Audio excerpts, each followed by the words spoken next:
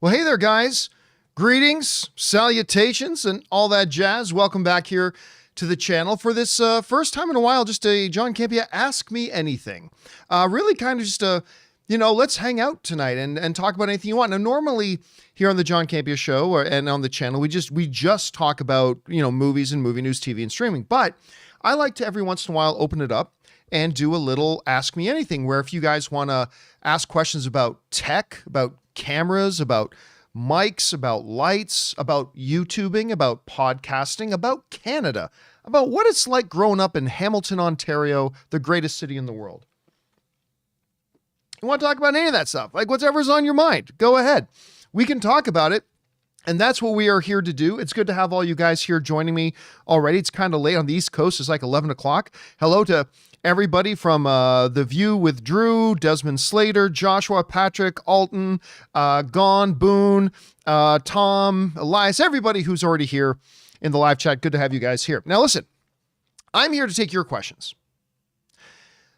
But if you don't mind, I'd like to start by having you guys take a couple of questions from me, because I would like some feedback about a couple things on the show that we've been doing. Number one, I would love for you guys to let me know, I think we have pretty successfully made the transition from the old studio to here, back to my home studio. I think we've done a pretty good transition. I think it's been pretty seamless. We had a couple of technical issues. We're still working out a couple of things, but I think for the most part, it's been working out okay. And I would love to know if you guys have any feedback or anything like that. Let me know what you guys think. Samir is saying hi from Toronto. I lived in Toronto for a number of years. Good to have you here. Let me know, but we've been really liking it. We like being back here in the studio. Of course, once we realized we didn't need as much space anymore, it was time to move back home. And don't get me wrong, I don't regret at all that we went to that other studio. We did some really cool, big things at that other studio. Things that we never accomplished when I was at AMC. Things we never accomplished at Collider. We did some things in that studio, and I'm really proud of it, but we're back here. So if you don't mind, if you're watching, or if you are watching live, come back a little bit later and jump into the comments and let me know what you think. A couple other things I want to know. We've now been running for about a month or so that new segment called In Other News. Now, we stopped for a couple of weeks because we were moving everything back into the studio. So today we relaunched it again. And I want to know what you guys think about In Other News. Now, for those of you who don't know what I'm talking about, so we do the main topics, but we usually only have time for 4 or 5, usually at most 6 topics. And sometimes there's more news to cover than that, but it's maybe not important enough or big enough for us to make an entire segment out of. So we started this segment called In Other News. We used to do something like it called the Movie News Feed. So we just call it In Other News, and in about 10 minutes, we run through 4 or 5 or 6 other movie news stories. So I don't know if some of you guys think that it's just, kind of a waste of time. Like, if we're not going to go in depth in all those topics, why bother doing them? Or maybe you really like that we at least touch on a number of those topics. Our motivation for it, I guess you could say, is to make sure that if you watch the John Campea Show, you will be as up to date as possible.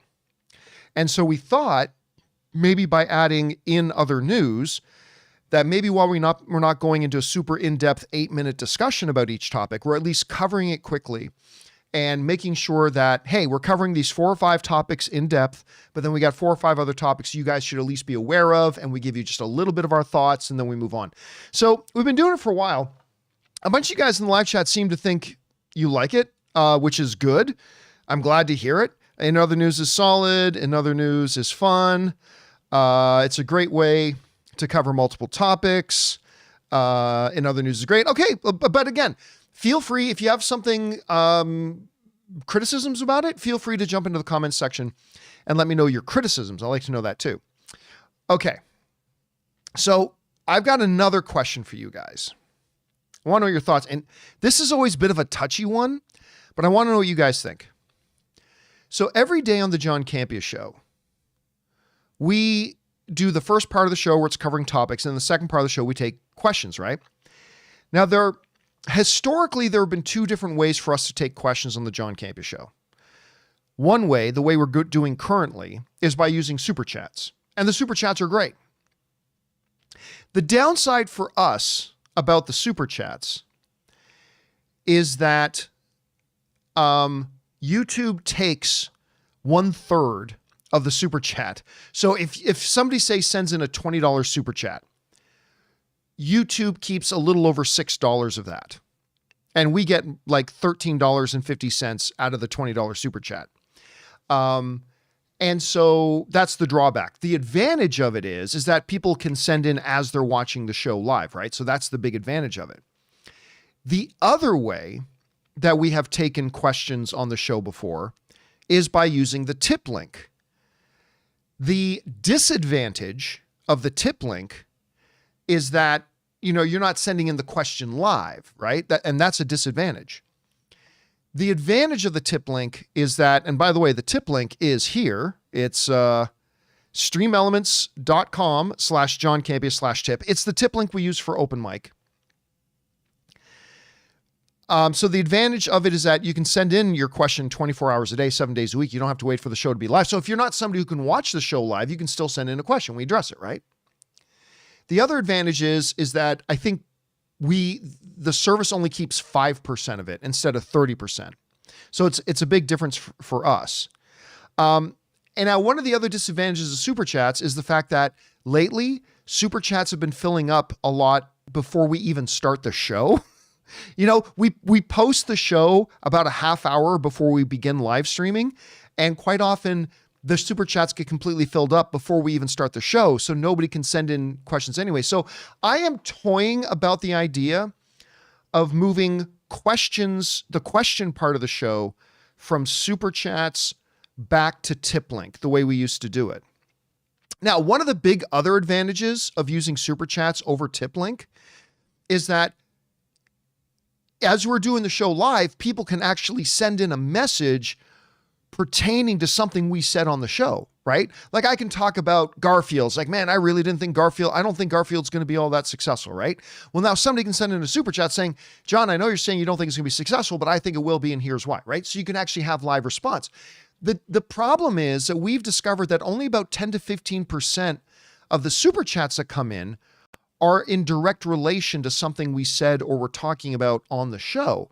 Most of them are just people sending in their topics, like questions they have about something other than the specific topics we're talking about on the show. So here's what I'm thinking, and I don't know if I'm going to do this. And again, I want you guys to jump into the comments once the show's done and let me know what you think, because ultimately I want to do whatever's easier for everybody here. But I'm thinking about, for the John Campea Show, taking questions via the Tiplink, and then open mic be a truly live interaction show and use super chats on open mic, or things like Ask Me Anything, right? So that's what I'm thinking. I don't know. I mean, somebody just put in a really good point. Where did it go? Yeah, here it is. No, I lost it. Yes, it's Sir Malcolm is saying, super chats are very convenient. 30% is Steve, but it is universally accepted as the normal. That's the other big advantage. You're right about that, sir, is that on YouTube, everybody's accustomed to using super chats. So that's a big advantage, right, for super chats. So you guys let me know your thoughts on it, what you guys think, and that'll be good. All right. That out of the way, the main reason we're here is for you to ask me anything, for you guys to ask me. What would you want? And we're going to just hang out and chat and whatever, and I'm going to take your questions. So let's not waste any more time, shall we? And let's get right over to it and start taking your questions. We are going to start off here with Jesse Price, who said, hey, John, have you been watching Wrexham Season 3? Anne's been gone on a work trip out to Pittsburgh, and I didn't want to start watching it without her. She's now back. She's been back for a couple of days. And so last night we finally started watching the new season of Wrexham. I love this show. I think I'm not even a soccer fan, and I love this show. And we've only gone through the first episode so far, but we're really enjoying it so far. All right.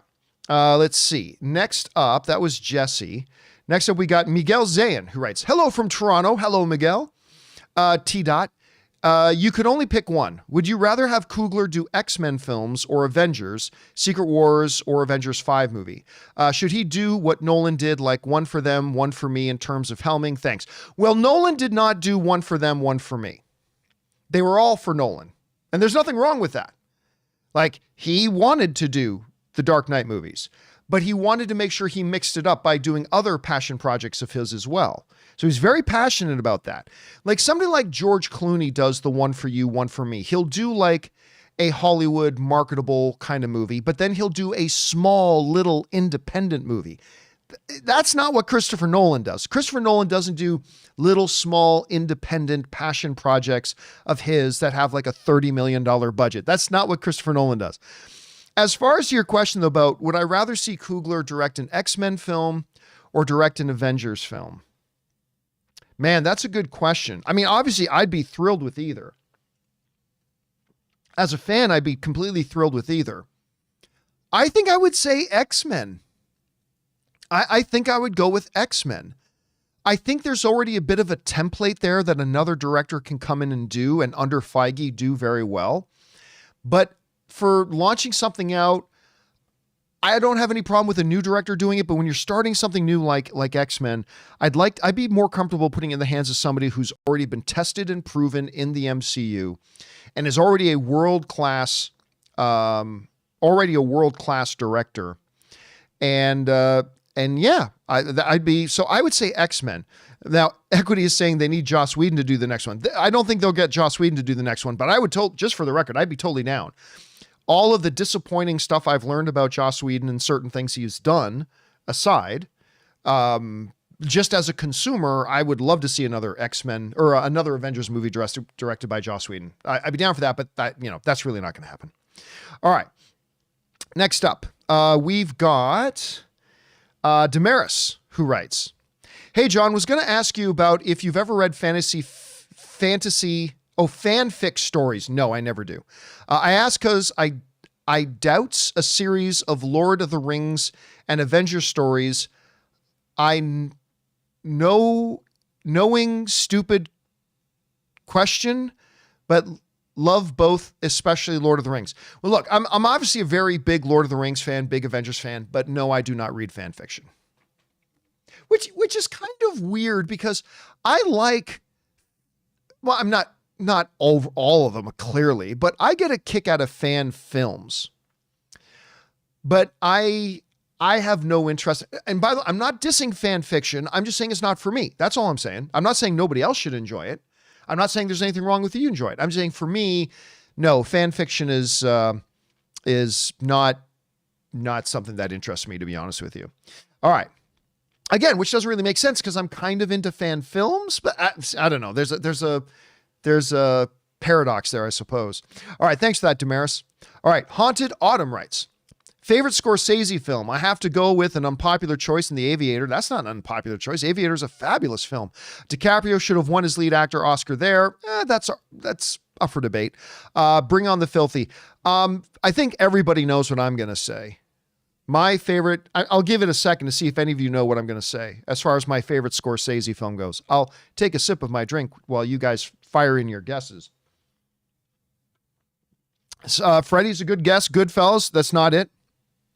And the fanboy got it right out of the gate. The Departed. I freaking love The Departed.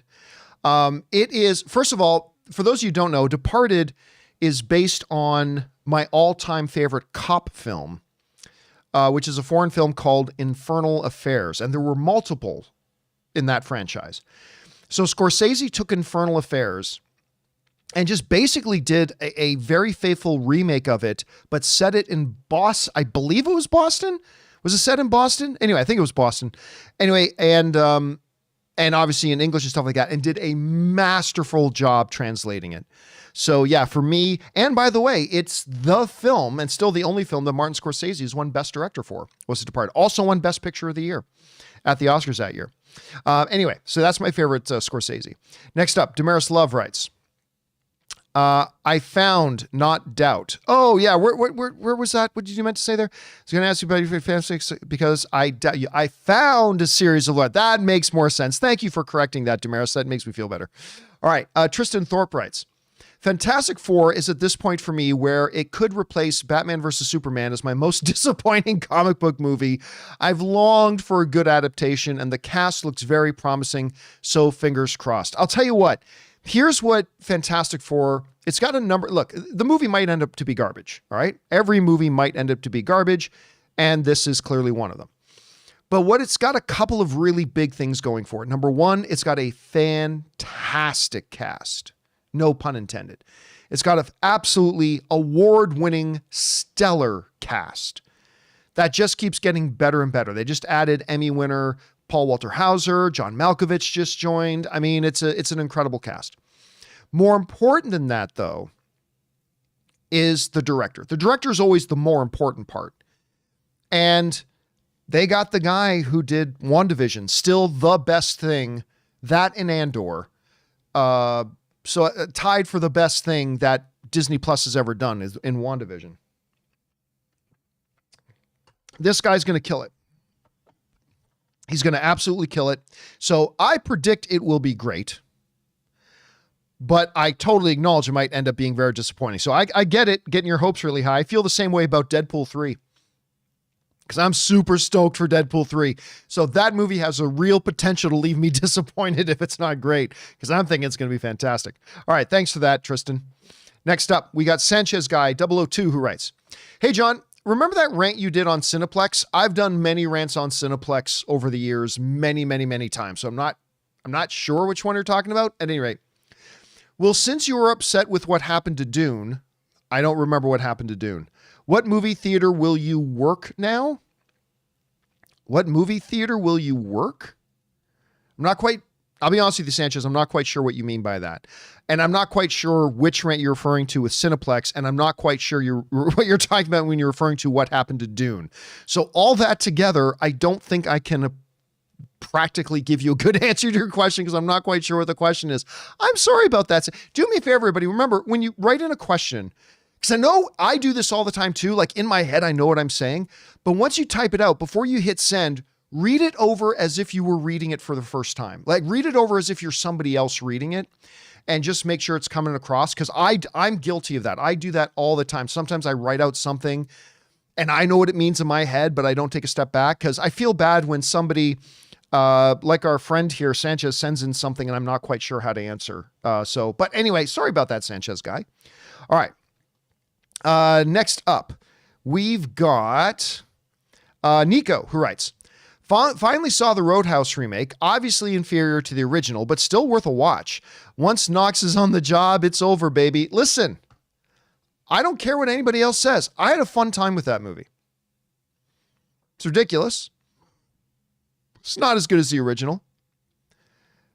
Conor McGregor is ridiculous in it, but I thought it was fun. And I'm unapologetic about it. I'll defend that movie. I thought Gyllenhaal was great in it. I thought the fights were really fun and exciting and really good choreography and stuff like that. Yeah, I enjoyed it. It's fun. Again, not nearly as good as the original, no, but it doesn't have to be to still be a worthwhile movie. So I agree with you. I liked it. All right. Next up, we've got Dwayne Fernandez, who writes, Hey, John, as a previous viewer mentioned, highly recommend Brandon Sanderson's Stormlight Archive book series. Great epic fantasy for anyone interested. You know what? I've never heard of it before somebody brought it up. But you know what? I just realized the other day, I've got like 8 outstanding credits on Audible still. And I was just thinking about, Ann and I walk 5 miles a day. And I was just thinking, I need something new to listen to on that walk. Maybe I'll go look to see if they've got these in Audible. Maybe I'll download them and give it a shot because a couple of you guys have recommended it now. All right. Let's see here. Next up, we've got Dwayne Fernandez again, who says, do the major trades pay their sources for their info? No. because I wasn't really sure what an insider's incentive is to leak the information to trades for free. No, at least I don't personally know of a situation where a news outlet pays for information. Now, I know of things like they will pay for footage and they will pay for, an audio recording, or they'll pay for photographs. But I am not, and I've heard obviously like the whole Stormy Daniels thing that's going on, that places will buy the exclusive rights to a story so they can't tell it to anybody else. But as far as just like news media goes, as far as I understand, no, they don't. And yeah, but sometimes people they want to share information and they have relationships with people and they want to share it. So again, I don't work for Variety though. And I don't work for the New York Times, and I don't work for CNN, and I don't work for the Hollywood Reporter. So I'm not going to pretend like I totally know the inner workings of how all that works. But to the best of my knowledge, no, outlets do not pay for information, because then if you did, everybody would be rushing to give you fake information just to make a buck, right? Like you're putting yourself at risk if you do that. But again, that's just to the best of my knowledge. But what do I know? All right, good question though, Dwayne. Next up, CG3 Studios writes, "Hey John, I've been a big fan of your show since last year. Thank you so much, CG3. Maybe you can make a separate video on this topic, but do you know why Warner Brothers Discovery and NBC Universal can't buy their former music businesses?" I have no idea. That is way outside of my scope of knowledge. The music business I know nothing about at all. I know music, but I don't know the music business at all. Zero inside knowledge. You might as well write to me, say, "John, why do you think Peru enacted the 1997 law of public works when it comes to, local sanitation?" I have no idea. Right over my head. So I'm glad for the question. Thank you for being around since last year, but I have zero knowledge on the topic of the movie industry, my friend. All right.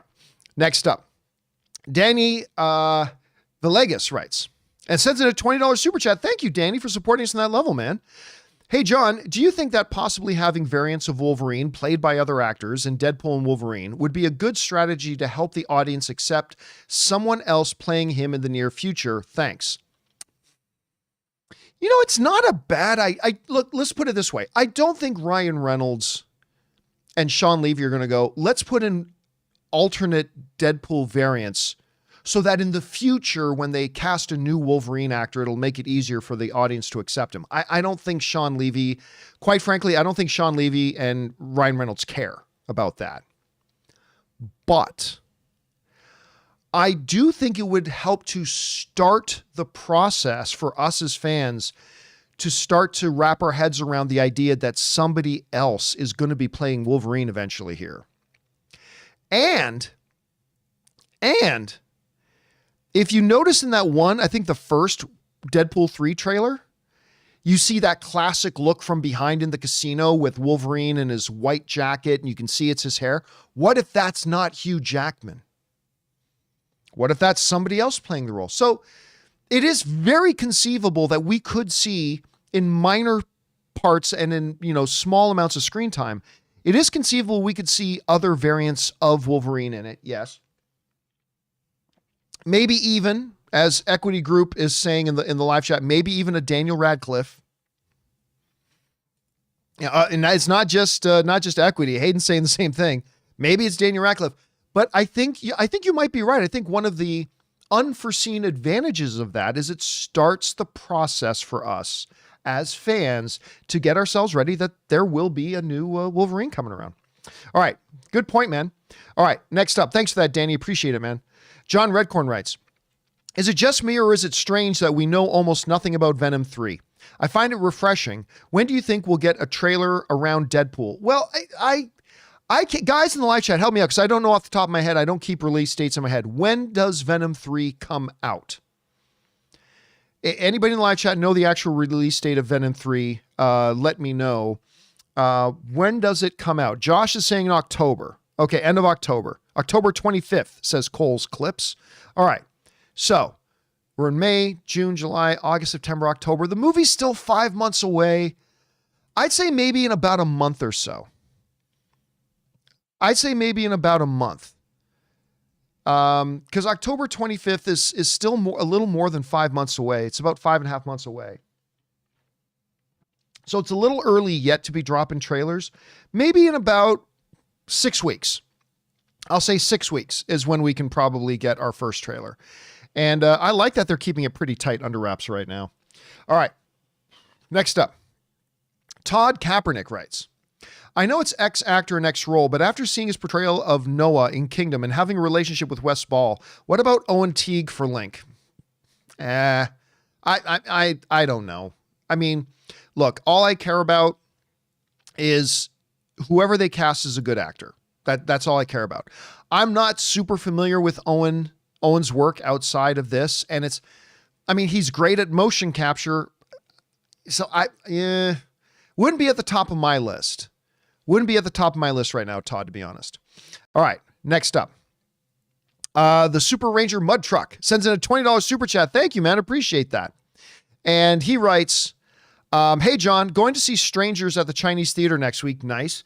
I've never been, but how many individual screens do they have there? As far as I know, just one. If there was only 1 or 2 showtimes and the only other movie theater... Okay, there was only 1 or 2 showtimes and the only other movie they were showing was If. Yes. So the Chinese has 1 screen. And the 2 movies that open this coming week are Strangers and If. I got my tickets to both of those. I'm getting ready to see both of them on Thursday. Now, the Chinese theater is semi-connected to the Hollywood and Highlands Center. All right. And it's a big shopping center and restaurants and stuff like that.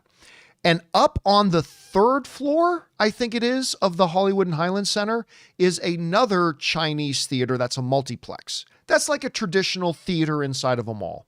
And I think it's got like 6 or 7 screens in it. So you can go up and watch things, but that's not the true Chinese theater. The true Chinese theater is the one that's right on street level on Hollywood Boulevard, right there. And yes, they have 1 screen. They'll probably show 1 movie at a couple of times and then another movie at a couple of other times during the day. That's my guess at any rate. All right. I think you're going to enjoy it. It's a great place to watch a movie, man. And thank you for supporting us on that level, Super Ranger. Appreciate that, man. All right.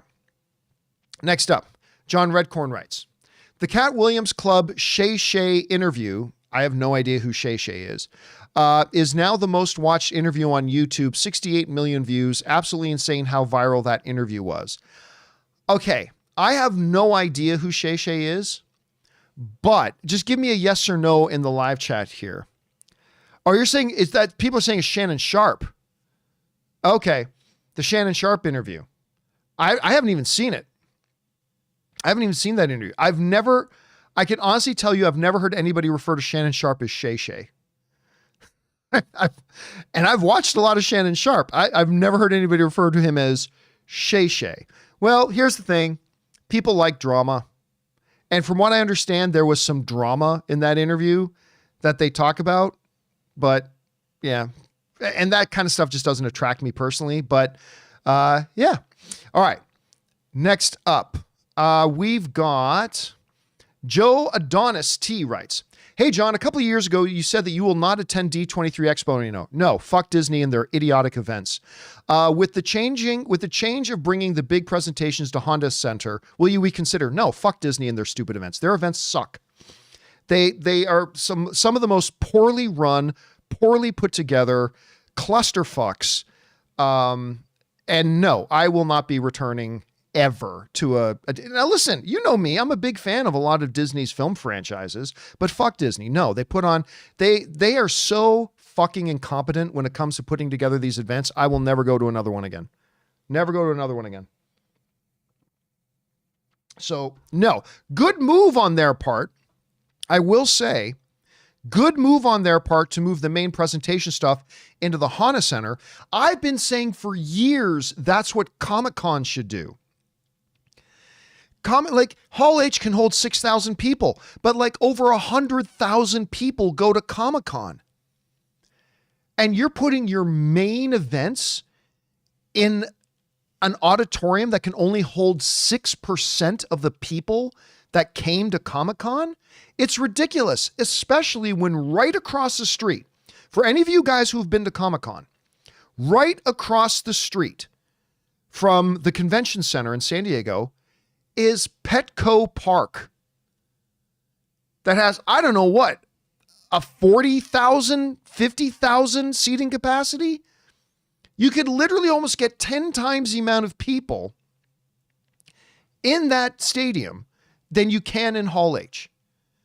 So, I mean, listen, I will never go to another idiotic Disney thing again, but that is a give credit where it's due. The idea of moving their main presentation into the Honda Center, that instead of a room that's going to hold 4,000 people, you can move it into a stadium that holds 20,000 people. That is a very good decision on their part. I may think their events are dog shit, but I'll give credit where it's due. That is a smart move. That's a good move on their part. And I hope Comic-Con is paying attention to that, because I have never understood like the lack of vision and the lack of foresight and just the numbskullery of the folks at Comic-Con not moving their main Hall H events across the street to Petco Park. It completely befuddles me why they don't get it. Anyway, good move on their part, I gotta say. All right, next up. Trash Can HD writes, if you think the American cinema experience is bad, well, here in Australia, commercials before the movie are 35 minutes with only 2 movie trailers. Oh God, man, that just made my butt hurt. My ass hurts hearing that, my friend. It hurts. That's ridiculous. Listen, to me, the number one, somebody wrote me a question. Every once in a while, when I'm working late and I got some time, I'll go into the community tab and say, hey guys, I'm doing an Ask Me Anything for the next hour, in the community tab, and people writing questions and I'll type in an answer back and stuff like that. And somebody wrote to me, I did one last week, and somebody wrote and asked me, do you think streaming is hurting the movie theater experience? And I said, no, the streaming is not hurting the movie theater experience. Movie theaters are hurting the movie theater business. They are shooting themselves in the foot.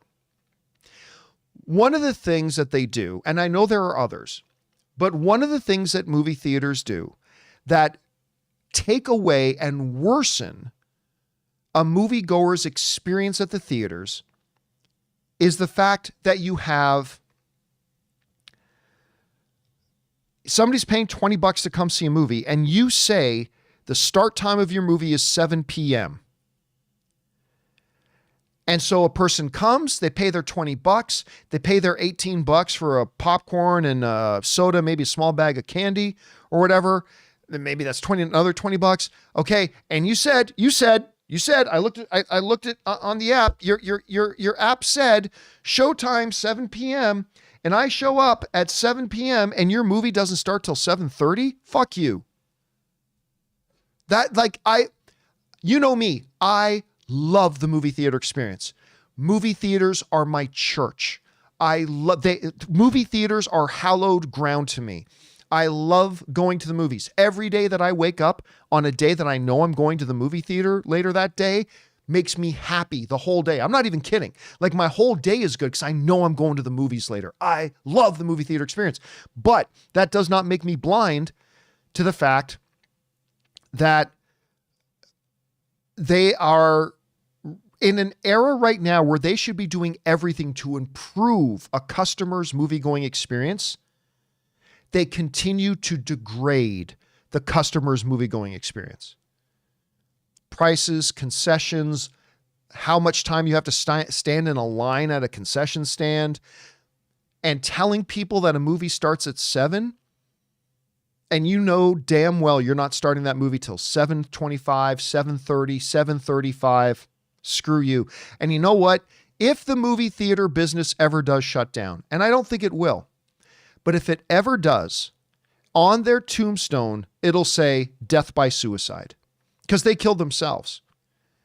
And until these movie theaters, some of them are really smart too. Some of them are run by idiots like AMC. That is still my movie. With all the bitching and complaining I do about AMC theaters, they're still my movie theater of choice. I can't explain it. I don't have an explanation for that. But they're run by an idiot CEO that I think is just completely incompetent. But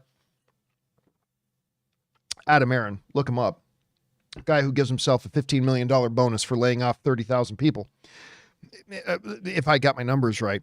Anyway. But they are killing themselves. And it's nonsense like that, Joe Adonis, that helps make it so bad. All right, let's keep going here.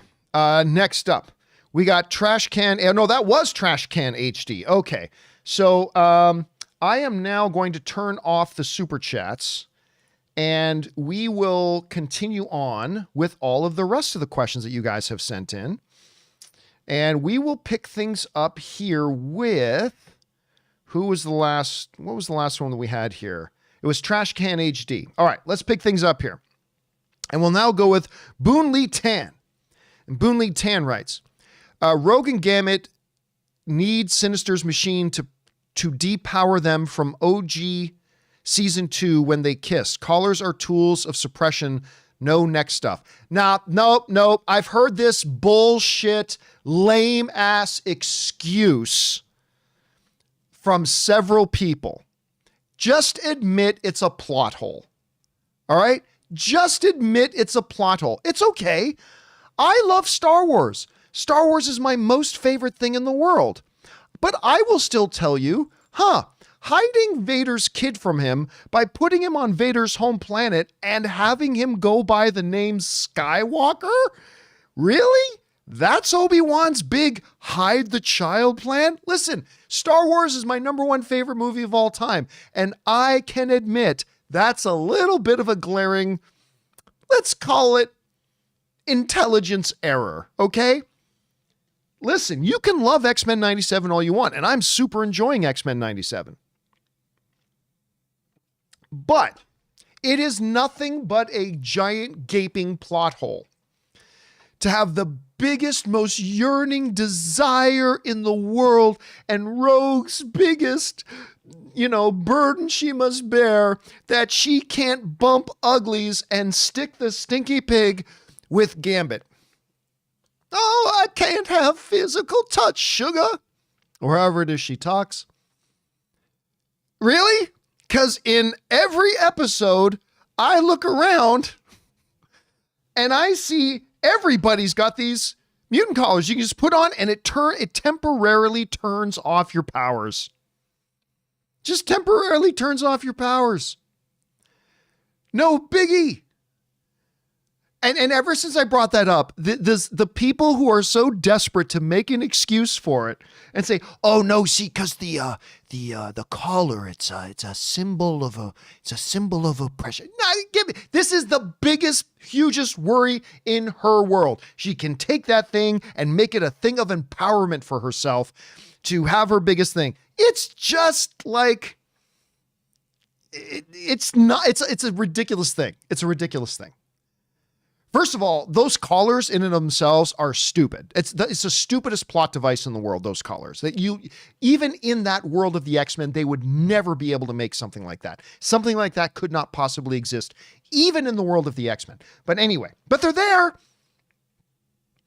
And you can buy them as easily as lottery tickets. You got the itching in your loins? Slap the collar on for 15 minutes. Hell, Gambit, he probably can't go for more than 5, and then take the collar off. It is a plot hole. It is a logic error in the show. And I know everybody who's a fan of something wants to rush to try to make excuses for it, but it is what it is. And I love X-Men 97. I can't wait for the finale. I'm just saying, that's all. I'm just saying. All right. Let's see. Next up. Now, who's that? That was Boon Lee Tan that sent that in.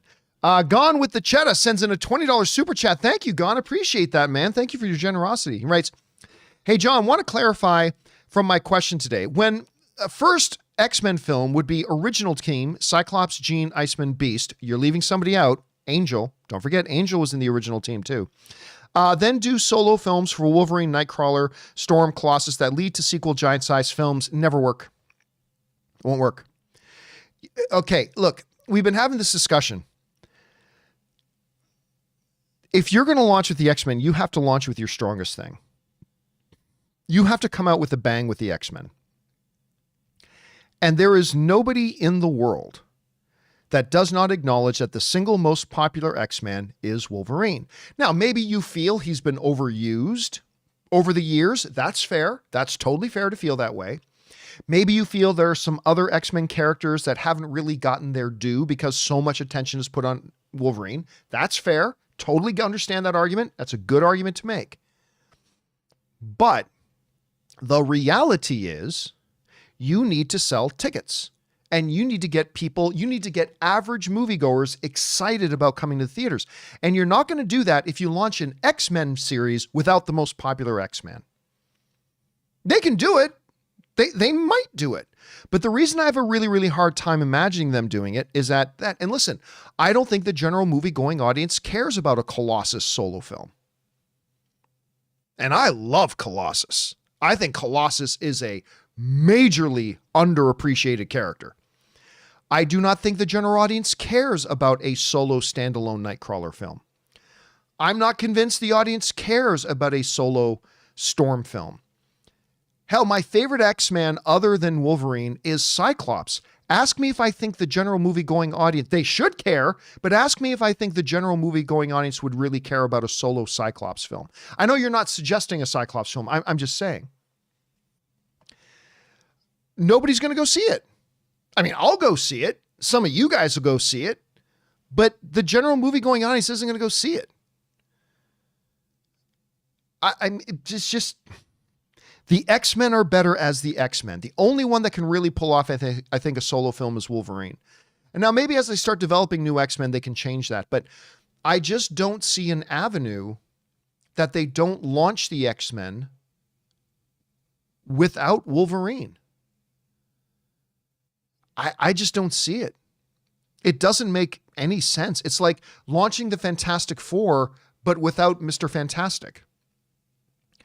I don't see how they do it. I don't see how they do it. So, yes, you could follow that path, right? Launch with the original X-Men, then do solo films with all these other characters, but you're not going to get the audience to care about those other characters. You know how you get the audience to care about those other characters? Put them in a movie with Wolverine. Put them in a movie with Wolverine and give them significant things to do. Have Wolverine be your main star, but don't put all the attention on Wolverine. Make sure Colossus gets his time in the sun. Make sure Bishop or Blink or Jubilee or Shadowcat or whoever else you want to put in there, make sure they get... You know who did that great? I know we're circling back. Joss Whedon did that great. Joss Whedon was great at that because he had to do an Avengers movie. Something we had never had anything like it before, really. And you had to have Thor, Iron Man, Hulk, Captain America, Hawkeye, and Black Widow all in the same movie. Right? And I know a lot of people going into the first Avengers movie were really worried that, oh, it's just going to be about Tony Stark and everybody else is just going to get scraps of screen time, or it's all going to just be about Captain America. Everybody, you know what Joss Whedon did? He made sure every single one of those characters got what felt like equal screen time, their own big moments to shine in the movie, their own hits of importance to the movie, and it was very well balanced. You want to get the audience to care about a lot of these other great X-Men characters, put them in a movie with Wolverine, but make sure you take the Joss Whedon approach and make sure that all the characters in there, if not completely equal screen time and completely equal relevance and importance, at least close. You do that, you're off and running, I think. I mean, I could be wrong about that and everything, but that's really, I think that's their path to victory here. Gone with the Wind. I think Gone with the Cheetah. I personally think that's their path to victory. I think they are putting themselves in a hole if they try to start X-Men without their most popular X-Men. I just think it's a bad strategy, but I don't know. Maybe they will. So we'll have to see. Listen, I didn't think anybody was going to care about a Garfield movie, but the reviews have been pretty good and the advanced showings are all selling out. So what do I know, right? So there you go. All right. Thanks for that, Gone with the Cheetah. Scotty Boundy just sends in a $1 super chat badge to be supportive. Thank you, Scott. Freedom from the Cocoon writes, John, have you read the Costner interview in Deadline? He is taking Horizons to Cannes, but he was very vocal about the Yellowstone behind the scenes drama. No, I did not hear about, I'll be honest with you. Look, I have always been and remain to this day a big Kevin Costner fan. I've been a big fan of Costner ever since Robin Hood, Prince of Thieves. Probably even before that. But that was when I was a kid. But still, I've been a big fan of his ever since. And Yellowstone was one of my favorite things on TV. I've read too many things from too many different people involved with Yellowstone that, listen, all of us have moments and situations in our lives that we're less proud of what we did or what we said or how we acted. All of us do. The only difference with celebrities is sometimes when celebrities have those moments, it's put out there for the world to see. You're no better and I'm no better than those celebrities. It's just that when we have those moments, it's usually nobody sees them, right? I think how he navigated the Yellowstone stuff from the multiple people who have been talking about it has not been great. Does it make me like Kevin Costner any less? No. Am I disappointed? Yeah. Am I also kind of disappointed about how it all shook out with Yellowstone? Yes. But does it make me personally like Kevin Costner any less? No. He had an off day. He had an off situation, whatever. I mean, look, I don't really care all that much, but all I know is that I love him and I loved him in Yellowstone. And I also think maybe he conducted himself in a way that maybe later in his life he'll say he regretted. But listen, the thing about Costner is this wasn't new. Over the course of his career, Costner has a long track record of, let's just say, being difficult to work with. And hey, man, if that's his process, that's his process. I don't care. I just want to see good movie product. And whether it's The Untouchables or whatever, Kevin Costner, for me, delivers good product. But, and yeah, he was a great Pa Kent. I love him as Pa Kent. So it is what it is. But no, I haven't read the interview. I probably won't read the interview myself. All right, next up. Hayden writes, good to be here, John. Love the show. Thank you, Hayden. Appreciate that, man, very much. John Brovina writes, hello from a fellow author. I recently self-published my first book. Good for you, man. I know that was not easy. I know you already have a book published, but did you take the self-published route or were you lucky enough to get a publisher? I had a couple of publishers interested, not because my book was particularly great, but because I already, unlike some first-time authors, I come with a bit of a built-in audience. And I think that's why there were publishers who were interested in me. The problem was the deals both of them offered to me were not, let's just say advantageous to me. And I just found that it was a better route for me to go the self-publishing route. And I partnered with Amazon and, did that whole thing. And it ended up being much more lucrative for me personally, doing it that way than it would have been if I sold the same amount of books. Hell, even if I sold double the amount of books through one of the publishers, I still ended up making more money for myself selling the amount of books that I did through self-publishing on Amazon than I would have if I sold double the amount of books through one of the publishers. It was just too restrictive. And it also, they claimed some rights. They wanted rights on future stuff that I would do and all that kind of stuff. And it just wasn't a good situation for me personally. It could be the perfect situation for other people. It just wasn't a good situation for me. So I'm not saying it's better to self-publish. Not at all. I'm just saying for me, in my particular circumstances, it was better for me to self-publish. But yeah, there's that. But congrats, man, on doing that. It took me 5 years to get my stupid book finished because I'm not very good. So it took me 5 years to get my book finished. So I know it's a long, hard road to do it. So good on you for getting that done, man. All right. Mum Raw, the Ever Living, writes, The Caesar character was in 3 out of 5 movies from the 70s and was the lead in 2 of them. Can we still call the new CGI movies the Caesar Saga? I would say yes. I would say yes. Because, Caesar is not a part, like the true foundational Planet of the Apes movie is, obviously it's centuries, if not millennia after Caesar. So yes, I think it's fair to call these new films the Caesar Saga. Now, that being said, somebody wrote to me to say, John, I love that phrase you coined, Caesar Saga. I did not coin that phrase. I first heard it mentioned, Jeremy Johns was the first person I heard call it that. And I'm not even sure that Jeremy is the one who coined it. So just be clear, I'm not the one who coined the phrase, but yes, I feel very comfortable calling it the Caesar Saga.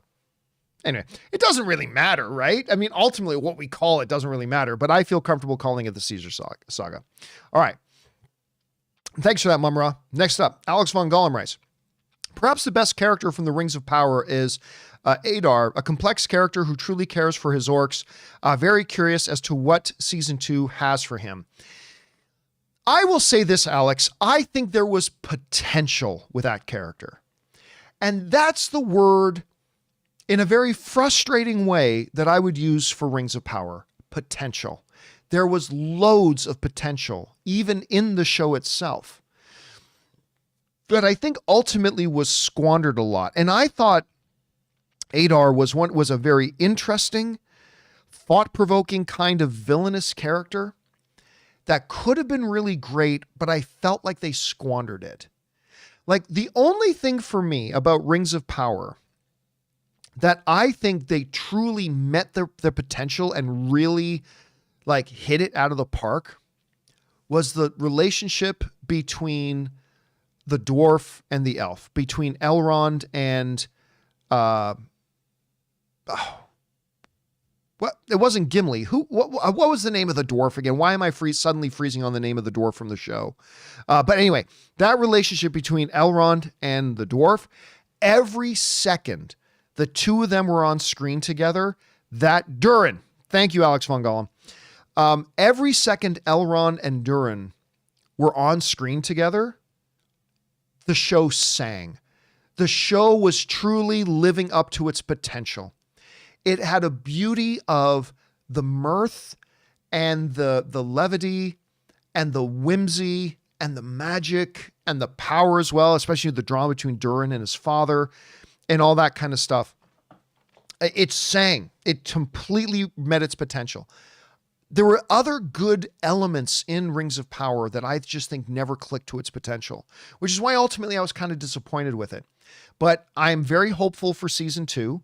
I'm hoping they're going to identify what worked and double down on it, identify what didn't work and make course corrections.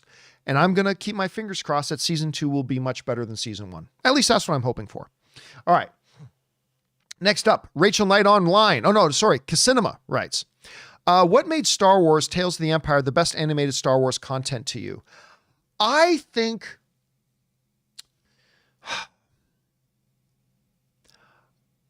I definitely like the second part, but I think the Morgan Elsbeth one really, and here's the funny thing. I had zero interest in this Tales of the Empire. I thought the trailer was lame. I didn't really care about, who cares about Morgan Elsbeth? Who cares where she comes from? We know the role she played in Ahsoka. We know how her story ended, and it was fine. It was fine. It was fine. But who cared about seeing her backstory? I honestly thought they did that so freaking well. I suddenly felt, this is how good it was. I did not like Ahsoka. It had its moments. I didn't think it completely sucked, but I think it was a pretty poor outing. But after watching Morgan's story in Tales of the Empire, I actually wanted to go back and watch Ahsoka again. Because I don't know, they did such a good job as a villain origin. In Tales of the Jedi, they did a really good job with that as well with Count Dooku. But to me, this is just the best thing they'd done. I say that as a fan of Star Wars Rebels and stuff like that. I really liked it. It worked for me. It just clicked on all cylinders for me. All right. Let's see. Next up, we've got Rachel Knight Online who writes, Which is the worst Shyamalan? Easy. Lady in the Water. That's it. Just, I don't even have to read the rest of your question. Lady in the Water is one of the absolute worst cinematic films ever made. Anyway, Lady in the Water or The Happening, both are hilariously bad, but one has to be worse. Bring on the filthy. Listen, The Happening is bad. The Happening is hilariously bad. But here's how bad Lady in the Water is. I have an unholy trilogy of the 3 worst wide-release studio Hollywood films of all time. And that unholy trinity, in no particular order, is Battlefield Earth, Catwoman, and The Highlander Part 2, The Quickening. Lady in the Water is so bad, it very nearly knocked one of those other movies off that list and took its place. It is so bad, it's offensive to the senses. It is offensive to the senses. It's that bad. If any of you haven't seen it, it's not even so bad that you should see it. Like Vanilla Ice is Cool as Ice. I love watching that movie. It's one of the worst films ever made, but I love watching it. No, it's not that. It is just offensively inept. It's so bad. It is one of the worst things I have ever seen. The Happening is laughably bad, but Lady in the Water is offensively bad. Anyway, Jedediah is saying we need a John Campea watch along. Yeah, maybe we'll do that. Maybe I'll get Ray and Rob and Jonathan. We'll do a watch along of Lady in the Water. Yeah, maybe we'll do that. Oh, it's so bad. It's so bad. And I cheer for M. Night. And I'm glad to see him having a resurgence. And I can't wait to see Trap.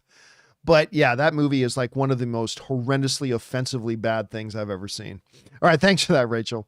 Next up, John Bravina writes, if you and Ray are ever in Dallas, I would love to give you a studio tour. I work at Crunchyroll. Nice. And I know Ray would appreciate it as an anime fan. Ray would love that. Now, I don't often have the opportunity or the need to go to Dallas. I do go to Austin once in a blue moon. I've never been to Dallas except for in a layover. I was in a layover in Dallas once, but I will absolutely keep that in mind for the next time I go. If I find myself going to Dallas, I will keep that in mind, and I'll give a shout out and see if we can get Ray a little trip of that, because I know Ray would love that. All right. Next up, Sanchez Guy 002 writes, I mean the rant you did on Cineplex because of raising ticket prices for Dune. Oh, okay, yes, Dune Part 2, yes. And you said they're evil. So with that, what different movie theater will you work now? I still don't know what you mean by will you work now. So I know the rant you're talking about, but what does it mean when you say, what different movie theater will you work now? Does anybody in the live chat have or Sanchez Guy, if you're still here and watching live, if you want, I'll keep my eye on the live chat. If what do you mean by that? Jedediah saying maybe work for? Dwayne Fernandez is saying, I think he means because it was your dream to work at Cineplex. Okay. If that's what you mean. So for a long time when I was working for AMC Theaters, really deep down, and I worked for AMC Theaters running the online stuff for a number of years, but deep down, what I really wanted to do was at some point go back home to Canada and do what I was doing for AMC, but do it for Cineplex. Cineplex was my movie theater home growing up. The Cineplex Silver City in Ancaster, Ontario, which is a part of Hamilton. I've seen more movies in that theater than any other movie theater in my life. I mean, I was practically there 5 days a week. And it was really my dream to go home to Canada and work for them. Now, over the years, living in LA and, going up and visiting Canada, every time I would visit Canada, I would see that Cineplex was getting worse and worse and worse. From the way they treated the customers to their completely backwards way of doing things. their ridiculous price gouging and like all that kind of stuff. They became a movie theater chain that I was proud to call my favorite, but today I would be embarrassed to work for. I would be embarrassed to work for Cineplex. The way things are. I would love nothing more than for them to really get their act together and do better. And I hope they do. I really, really hope they do. But I would not work for Cineplex Theaters now.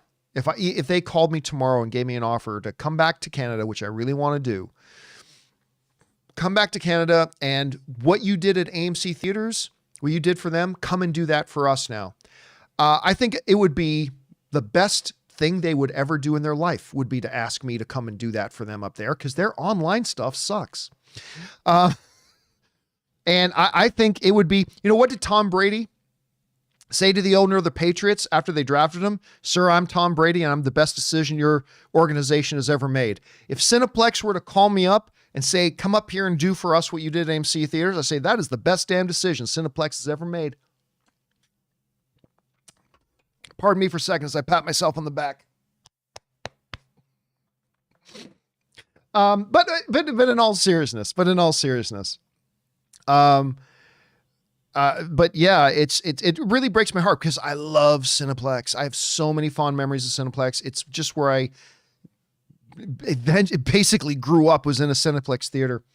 And I would love it. I would love it. And I've always talked about how I'll never want to work for somebody else again, because I've been working for myself for too long now, and there's too many advantages. No reason for me to spill my blood, sweat, and tears for something that belongs to somebody else. That being said, I loved what I did at AMC Theaters. I really did. I loved what I did there. I loved working for a movie theater chain, because the movie theaters are my church, right? I loved working for a movie theater chain. And so while I said I would never want to work for somebody else again, if another movie theater chain, maybe you're listening, Cinemark, maybe you're listening, Regal, I don't know. But if a movie theater chain in Canada or the US were to ever reach out to me and ask me to put together an operation to do for them what I did for AMC, I would really have to consider it, just because movie theaters are so important to me. I love movie theaters. I love the movie theater experience. As long as it's not a movie theater with an imbecile for a CEO like Adam Aaron at AMC, or right now Cineplex, until they get their act together and start treating the customers with more respect. But other than that, if there's any, I've got a lot of respect for Regal. I got a lot of respect for Cinemark, Landmark Theaters, name it. If any movie theaters out there, it's something I would consider, just because it's movie theaters. I want to do everything I can to help movie theaters. Anyway, Landmark Theaters, big fan of saying, John, Landmark Theaters. Yeah, Landmark, give me a call. Let's do something. Let's do something special to help get people reconnected to movie theaters on another level. My whole philosophy when I was at AMC, and they would bring me in front of their executive committees and say, what are you doing, on YouTube? I said, I'll tell you what I'm doing. I'm trying to make movie going synonymous with AMC. I want it to be kind of like Apple. I want people to be plugged in to AMC like a movie ecosystem. Like in Apple, well, you got the Apple phone, where you're going to want the Apple Watch. You want that? Well, you're going to want a MacBook, so you can tie it all together. Oh, you should have an Apple TV. Like they create an ecosystem for you to live in when you use Mac stuff. I want to make AMC the ecosystem that people live in. They get their information from AMC on YouTube. They get their entertainment for AMC on YouTube. They get their movies then by going to AMC. I would tell them my mission is to make it like when you think movies, you just think AMC. I want people to, when they just think movies, it's like saying when you're going to search for something online, nobody says, I'm going to search for something online. People say, I'm going to Google it. I'm going to Google it. Back in the days when we had paper, people didn't say, I'm going to make photocopies. They say, I'm going to go Xerox it. That might be an older reference for some people, but that's just how much dominance Xerox had in the space. And I would tell the people at AMC, that is my vision for AMC. And I'm going to be honest with you. I probably would still say no, but I would have to consider it if another movie theater chain wanted to do something like that. RJ McGritty saying, go buy Alamo Drafthouse. How much money do you think I have? Have I mentioned I'm doing this from my garage?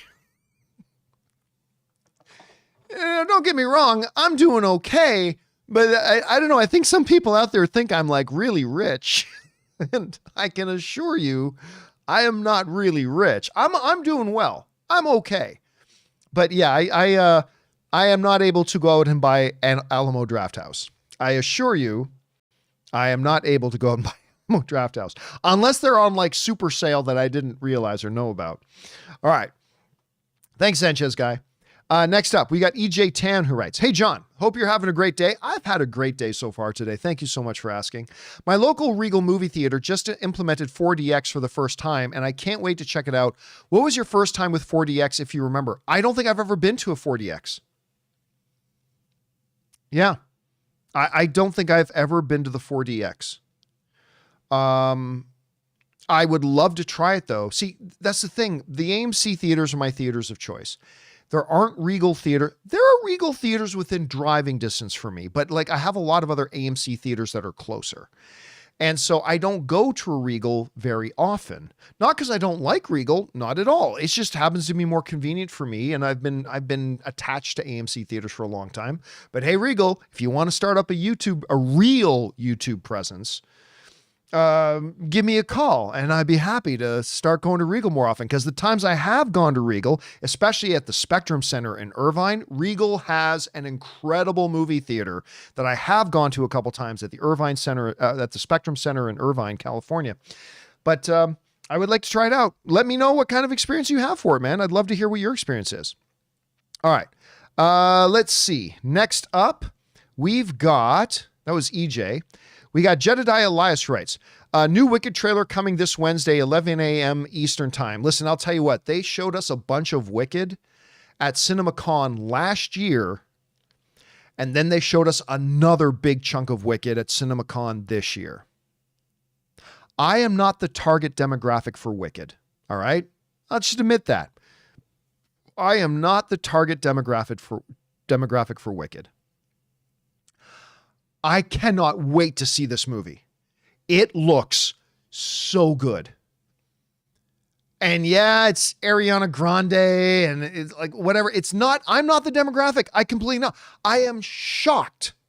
Shocked, I tell you. How excited I am to see this Wicked movie. The stuff they showed us last year combined with the stuff they showed us this year made me go, this is going to be really special. I think this is going to be a really good movie. And I'm actually pretty excited to see it. It's time to try defying gravity. I only know that song because some little girl sang it on Britain's Got Talent or something, and I thought it was great. All right, next up. Matthew Brown sends in a $20 super chat. Thank you, Matthew. And Matthew writes, apologies for one podcast. Let me try this again. Apologies for one podcast saying Henry Cavill or Tom Hardy is the best and only choice for Wolverine. I just thought they would remind me of Hugh. Thing is, Hugh was born to play Logan, and it's hard to see anyone else playing Logan. Here's the thing, Matthew. I get it. Like especially, like how long has he been playing at this point? He's been playing Wolverine for 25 years. Wrap your head around that. Hugh Jackman has been playing Wolverine for 25 years. That is, I mean, crazy.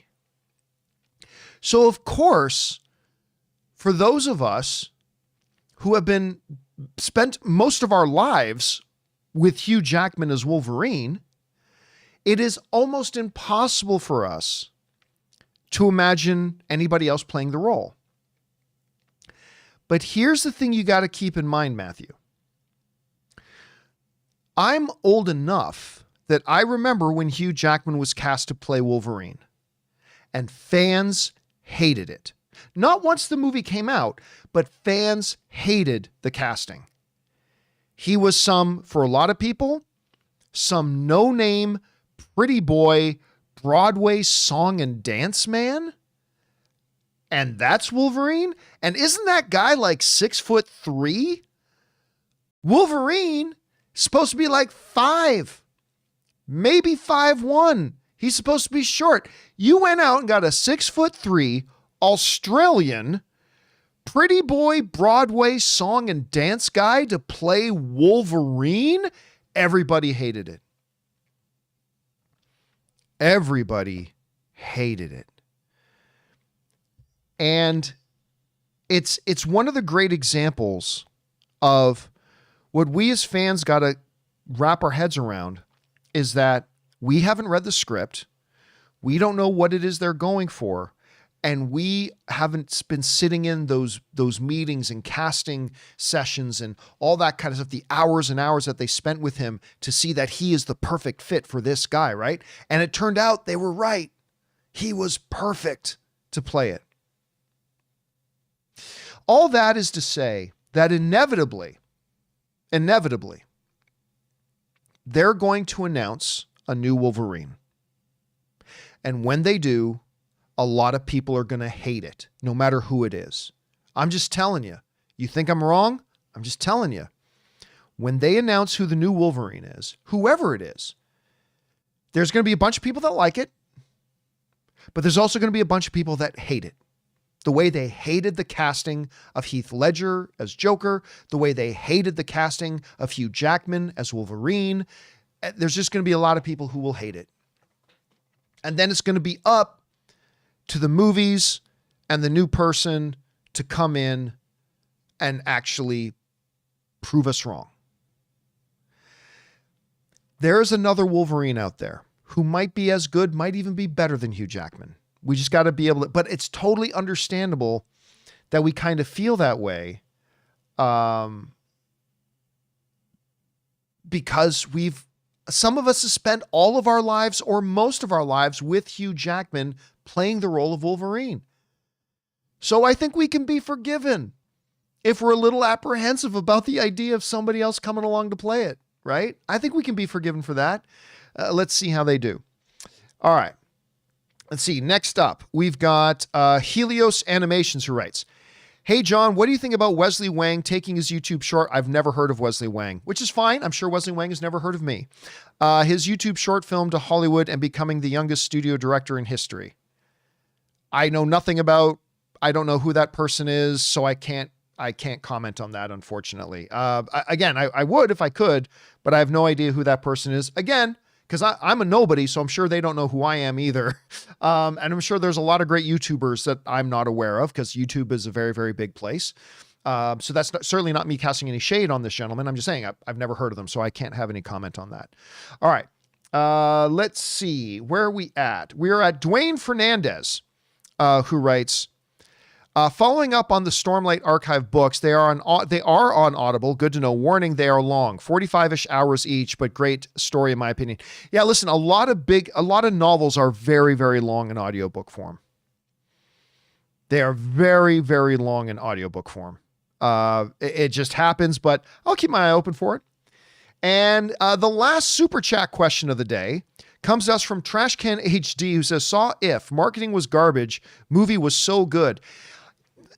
I thought the marketing was pretty good, especially when they got, what's the name of Asian Jim again, who's so good in Fresh Off the Boat and so good in WandaVision. What's the actor's name again? And so good in Always Be My Maybe. Randall Park. Thank you, DB. Randall Park. Randall Park is great. And did you guys see the trailers they did for If, where Randall Park was John Krasinski, which is a deep cut, old school callback to when he played Asian Jim on The Office? It's one of the best pieces of marketing a movie could ever do. So listen, do I think the marketing campaign for If was great? I thought it was good. I thought it was good. I didn't think it was great, but I didn't think it was bad. But I'm starting to hear that If is really good, and I'm so excited for it.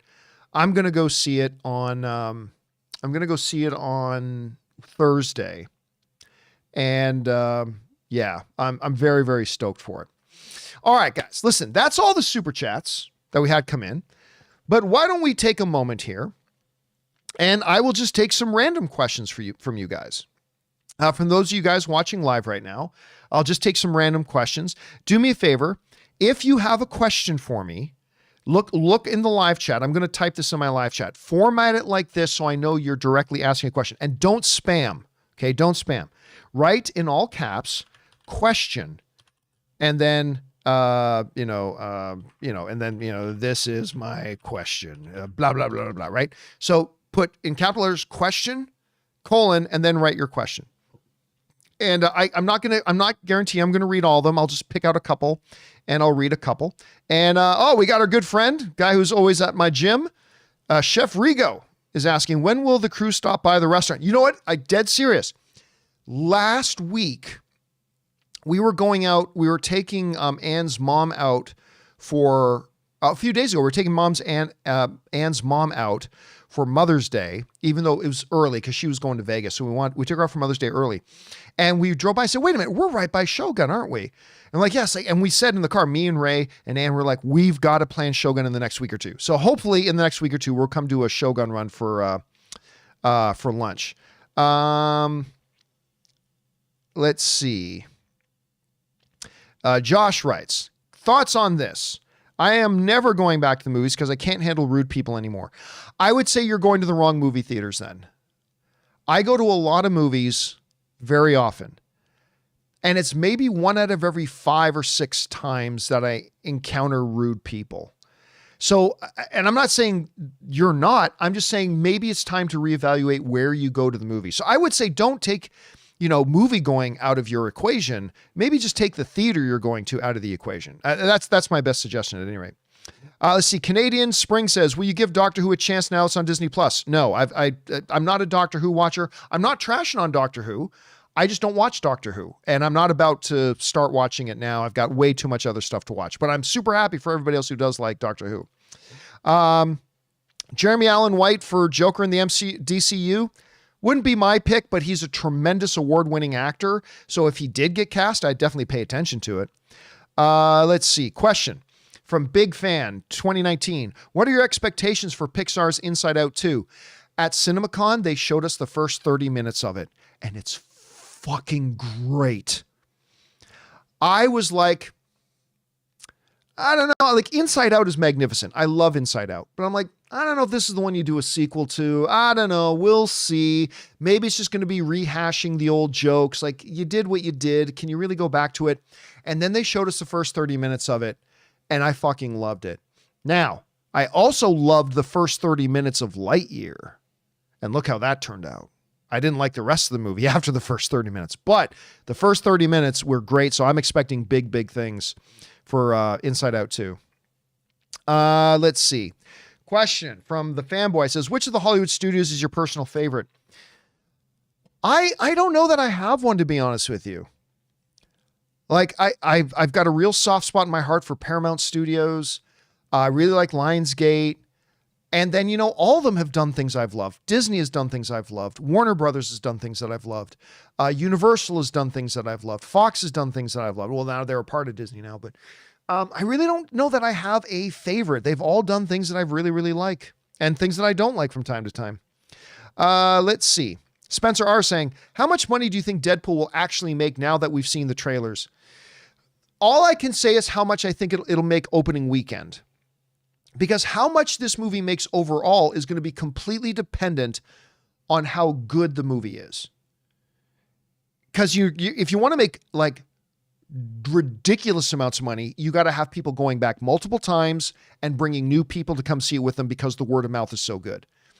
So my guess is for opening weekend, I'm going to guess 150 million. Nah, 135. I will go $135 million on how much it makes opening weekend. How much it makes overall, I can't possibly guess until I see how good or bad the movie is. But I'm going to guess 135 million opening weekend. DB saying, you hear about the passing of Roger Corman. We discussed that on the John Campea Show earlier today. Tantalize saying, I have a feeling you've said it before, but what's the main camera you use for recording, etc.? I have two different types of cameras in the studio. One is the Sony a6400. Now, an old camera. These cameras are actually pretty old now, but they're still great. The other cameras that we use are also old cameras, but Canon M50 Mark IIs. Actually, this camera right here that I'm using right now is a Canon M50 Mark II. And so we have 6 cameras in the studio. 2 of them are still the original Sony a6400s I have, and the other 4 are Canon M50 Mark IIs. Okay, let's see here. Gone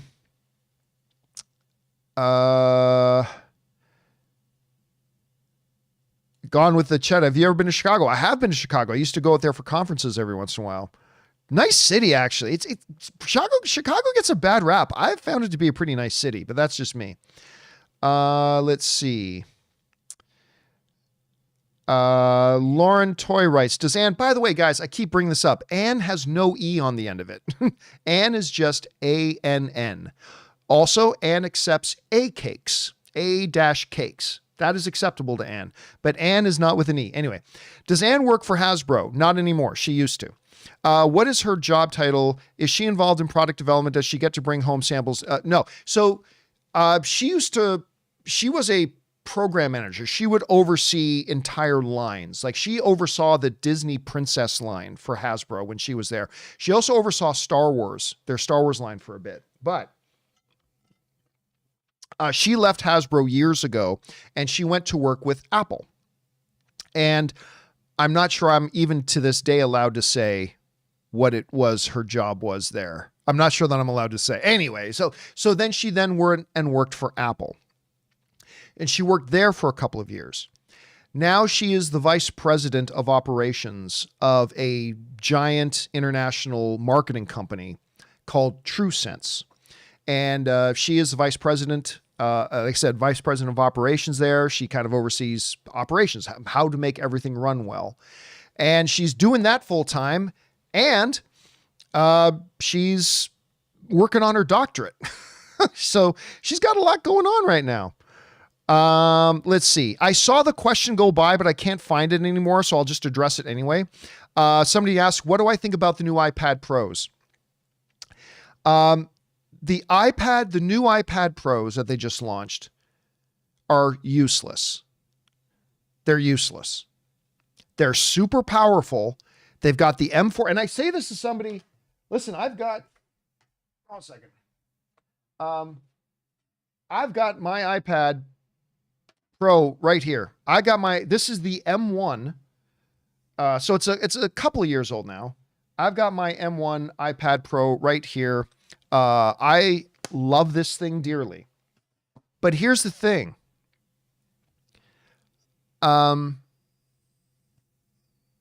It's still just an iPad. It's still just an iPad. For some reason, Apple is digging their heels in and gone, nah. Like there's so much more capability, especially with the M4 chip in it. There is so much more they can put into an iPad to make it such a better experience, but it has always been completely held back by its software. The iPad is great as an iPad, but you know what? A great iPad doesn't even need an M1 chip in it to do everything that an iPad is really good at. So they keep throwing these more powerful processors in it, but it's always going to be held back. They need, I saw one YouTuber say that they should, for the iPad Pros, like maybe not the regular iPads, for the iPad Pros, they should give the user the option to dual boot either into iPad OS or into Mac OS. Because it's got the M4 chip in it. You can run real software on this thing, and they just refuse to do it, which to me is pretty dumb. Let's see. You know what, guys? That'll do it. I'm not there's still like 1,000 questions, but I'm gonna wrap it up here now because I got to start working on getting tomorrow's show ready. So I'm gonna have to go end the stream right now. Hey guys, I've had a lot of fun doing this more. This is even more casual than open mic. I have had a lot of fun doing this. Thank you guys for being here and hanging out with me tonight and doing this with me. I've really enjoyed this. By the way, don't forget, guys, do me this favor. Once the stream is over, go into the actual comments section and let me know, number one, what do you think about the In Other News segment on the John Campea Show? And then number two, what do you think about my current conundrum I'm facing between on the John Campea Show using Super Chats or using the Tiplink? Advantages, disadvantages, whatever. Let me guys know what you think about that. I'd really be curious to hear. Yeah, guys, seriously, I've had a lot of fun tonight. Thank you so much for joining me here. This has been great. Maybe we'll do this more often, especially now that I'm in my home studio. I can just run into the studio here and do it more often. Anyway, thanks for all the fun, guys. I've had a great time. My name's John Campea, and until next time, my friends, come back and join us on the John Campea Show tomorrow. We hope to see you guys there. We'll talk to you then. Bye-bye.